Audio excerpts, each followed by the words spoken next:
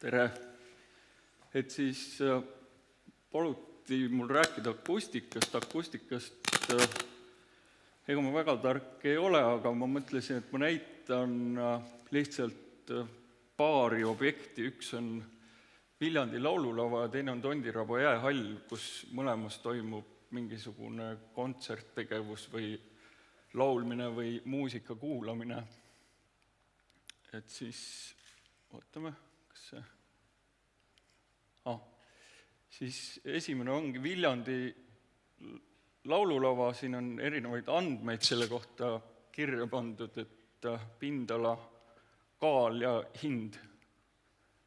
Oi, see läks teistpidi. Ja siis siin on tegijatest nimistu ja siin on ka kilo hind välja arvutatud, et 1 kilo laululava on umbes 1 eur.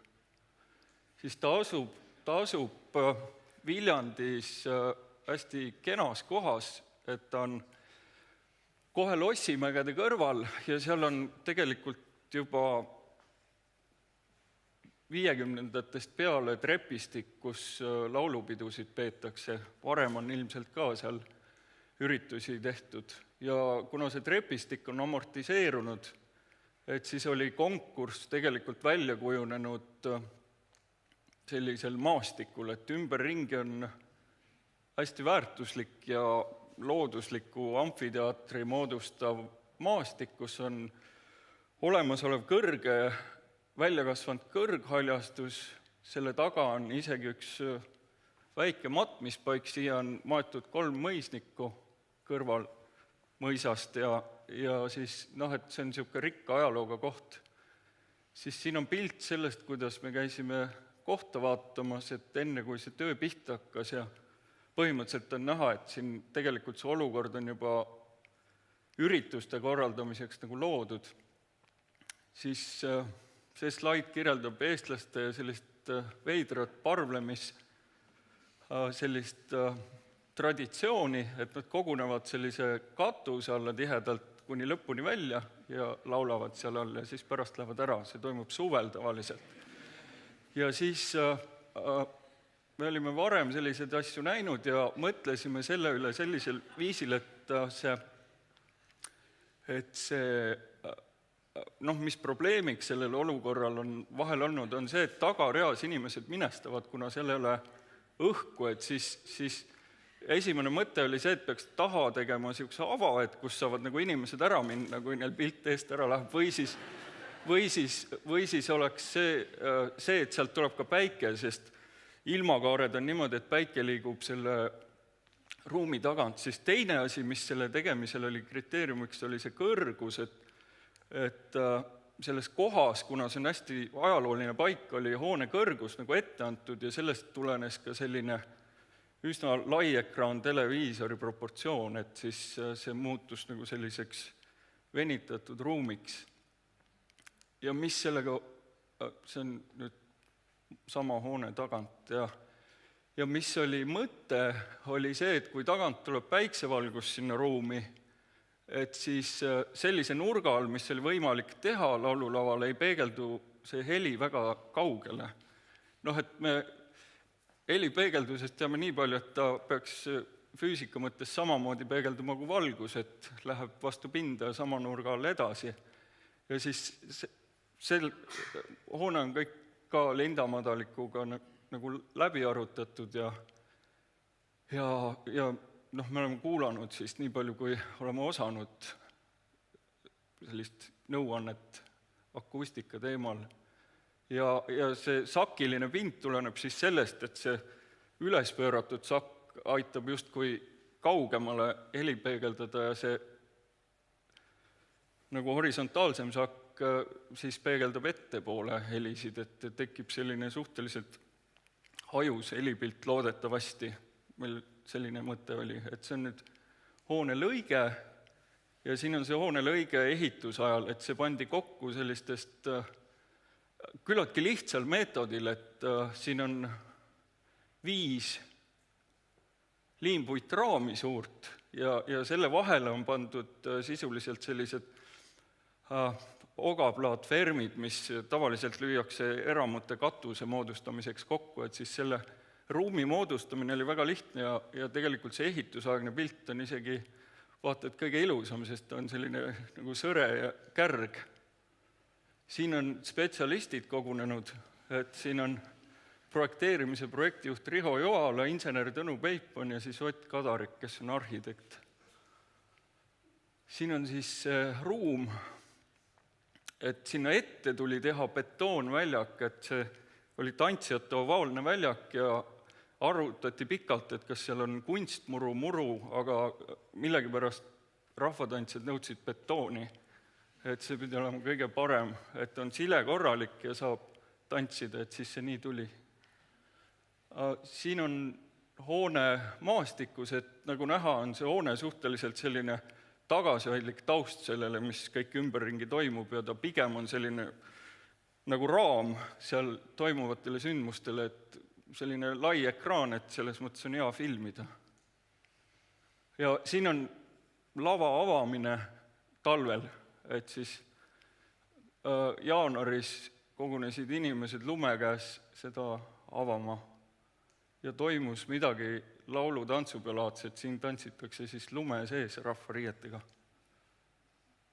Siin on sellised pildid ja ainuke asi, mis meid kurvaks tegi selle hoone puhul, on see plekist katus, mis pidi olema algselt vasest ja siis käsi valtsitud, aga lõpuks on selline nagu hõbepaberist.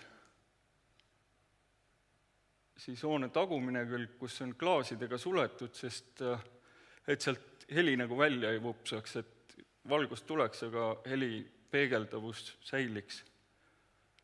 Ja siin arhitektidele jagati Viljandi aastateo preemiat ja siis järgmine objekt, et Tondiraba jääall. Siin on ka andmed kirja pandud, et ruumala, kaal, pindala ja hind. Ja kilohind on 1,53. Et siis asub Lasnamäel Tallinnas ja siis kontekst on tal suhteliselt tühi, et seal leidub kõike, on kõrgepingeliinid, erinevad majad ja ta on suhteliselt esimene objekt peal kirikut seal tühjal väljal. Et siis selline maja asub kohe kõrval ja siis konkurssi tehes oli mõte see, et kontekst on selline Lasnamägi, et siis me justkui tegime seda paljude akendega maailma sinna sellele majale, et ta oleks ka selline kobar, mis helendab kuskil seal majade vahel. Siseplaanid on hästi ratsionaalsed ja lihtsad, kuna tegemist on hiiglaslike väljakutega, mis ei tahtnud sinna kuidagi ära mahtuda sellele kitsukesele jalgpallistaadioni planeeringualale. Ja jutt on põhiliselt sellest ühest ruumist, mis seal sees on, mis on peaareen, kus on 5000 istekohta ja kus lisaks spordiüritustele on võimalik ka teha kontserte. Et ta sisuliselt on Saku Suurhalli suurune saal, kus sai mõeldud ka veidi akustikale. Et siis siin sillatakse ruumi 64-meetrise liimpuitfermiga, mis on kõik Eesti puidust, Eestis projekteeritud ja eestlaste poolt paika pandud, et see oli mõnes mõttes nagu töövõit, et selliseid suuresildelisi ruume saab ka lisaks Hiina terasele katta Eesti puiduga, mis on nende kahe objekti puhul, mõlema puhul teostatud, et nii Viljandi laululava on Eesti puidust kokku pandud ja ka see siis ruum on sillatud sellisel viisil. Ja ütleme, et siseruumis ta loobki ruumi sellise ripplae, need alumised vööd, mida tavaliselt tehakse terasest, sest tõmbele teras töötab palju paremini, aga me leidsime koos inseneriga, et puit võiks ka tõmbele töötada ja siis said need suured ristlõiked sinna ka alla, mis ruumis moodustab justkui sellise ripplae, et siis ta seda ruumimiljööd mõjutab. Siin on ehitusaegne pilt, kus tolm oli õhus ja siis tekkis selline tore valgus. Siin on laest pilt, et see ruum on küllaltki suur ja seal tekib probleem, et peegelduvat pinda on heli jaoks väga palju ja siis lagi tuli katta akustiliste plaatidega. Ja siin oli pikk vaidlemine selle üle, et kui te näete siis akustilise plaadi ja selle puidu vahel on jäänud selline riba poolemeetrine, et selle kallal käis umbes 2-kuune kemplemine, et ehitaja tahtis, et sealt hoida kokku akustilist plaati ja meil oli Linda Madalik arvutanud, et seda ei tohi sealt kokku hoida, aga lõpuks hoiti kokku. Aga siis nüüd ma ei teagi, et kui keegi nagu seda minu andmetel seal mõõtnud ei ole ja seal põhiliselt on sellised võimendusega kontserdid, et selle akustika kasutamine otseheliga kontserdide jaoks on minu jaoks veel kuulmata, et ma ei tea, kas keegi seda on kasutanud, aga selline võimalus on olemas. Et see on laest tehtud pilt Kaido Haageni poolt, mis nagu võtab lae kokku sellisel läätsega ja see on siis lae sees, puitfermide sees, et siin on näha siis see akustiline pind, mis peaks selle heli järelkõla lühemaks tegema ja selle ruumis viibimise mõnusamaks, et seal ei teki sellist ujula efekti, kus kõik peegeldab ja on järjest niisugust kära täis. Ja siin on lühidalt sellest ehitusest kokkuvõte. Et siis akustika teemal võin öelda nii palju, et sellele nagu suhteliselt vähe tähelepanu pööratakse, et küll aga see võib väga suuri probleeme tekitada, et järjest rohkem on hakatud selle peale mõtlema, et see ruumi heli on üsna oluline lõpuks ja seda parandada ei ole nagu väga lihtne, et hiljem on seda ravida üsna raske. Kõik.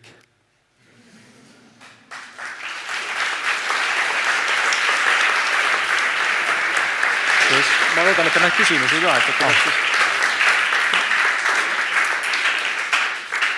Nii, ma tänan. Praegu on soodne aeg küsida nende 2 objekti või mille iganes kohta Mihkel Tüürilt.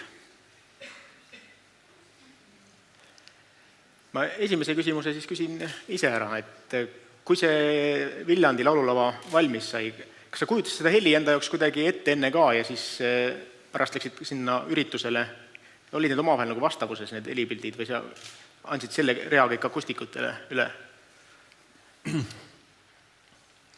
Ma heal juhul kujutasin ette, et kuidas see ruum on füüsiliselt, et helipilti ma isegi ei kujutanud ette. Selles mõttes, et minu jaoks on ikka nii keeruline teema, et heal juhul ma mudelite ja muude asjade abil suutsin aru saada, et kuidas see ruum füüsiliselt on, aga et kuidas seal heli on või veel rohkem, et kuidas ta veel kõlab, et sellest mul polnud aimugi.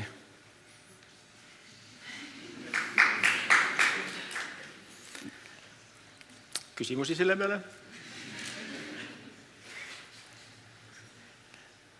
Kui raske tegelane see akustika õieti arhitekti jaoks on, et kas ta on selline peavalu valmistav asi, millele peab ikkagi kahjuks mõtlema, kui sellist laululava teha, et tahaks ju teha niimoodi ägedalt ja niimoodi, et enne nägematud asju, et ikkagi need mingid pindu peab ette nägema. Selle Viljandi laululavaga oli pigem vastupidi, et see oli nagu meie initsiatiiv, et see žüriis tegelikult Viljandi poolt oli selline arvamus, et tänapäeval on niikuinii suuresti võimendusega tegemist, et peaasi, et seal on head kohad, kuhu riputada kõlarid, et siis saab edasi juba asjadega toime ja et vihm peale ei tule. Et tegelikult see, et akustikaga tegeleda oli pigem Linda Madaliku initsiatiiv. Tema on süüdi. Kas on küsimusi? on. Kuidas see akustikas on, et ei ole ise seal käinud, et mis see kommentaarid on keegi või hinnanud, kuidas kõlab? Tänan küsimust hästi.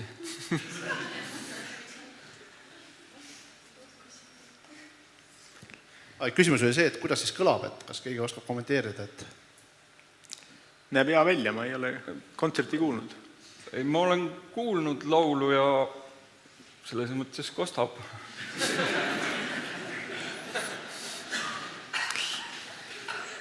Kas on veel küsimusi? Siit on üks küsimus.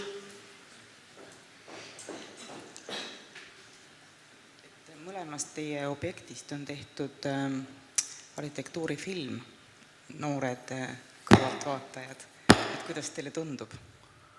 Mulle meeldis rohkem Okiali film, mis oli siuke kergelt ulmeline ja seal oli nagu mingit meeleolu tekitatud ja siis teine film, mis oli Viljandi laululavast, keskendus nagu liiga selliselt korrektselt, ütleme sellise arhitektuuri pildistamisele ja siis seal oli kõik see suhteliselt selline kriitikavaba ja viisakas ja selle võrra nagu igavam natuke vist. Aga see Tondiraba film oli selles suhtes lustlikum, et seal oli see filmitegija enda sellist arvamust ja mõtet rohkem sees, mis oli tore.